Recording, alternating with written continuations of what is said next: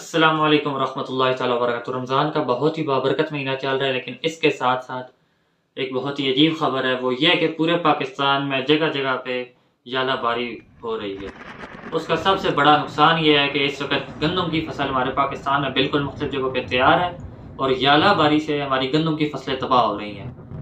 ایک بارش اگر موسم پہ وقت پہ ہوتی ہے تو اس کا فائدہ ہوتا ہے، وہ رحمت کی بارش ہوتی ہے، لیکن بے وقت کی جو بارش ہوتی ہے، خصوص طور پہ ژالہ باری جب فصلیں تیار ہوں تو یہ رحمت کی بارش نہیں ہوتی ہے، بلکہ مصیبت اور عذاب کا باعث ہوتی ہے۔ اس کا مصیبت یا عذاب کیا ہے کہ ہماری گندم جو ملک کے اندر اپنی پیداوار ہوتی ہے، اس کا بڑا حصہ تباہ ہوتا جا رہا ہے۔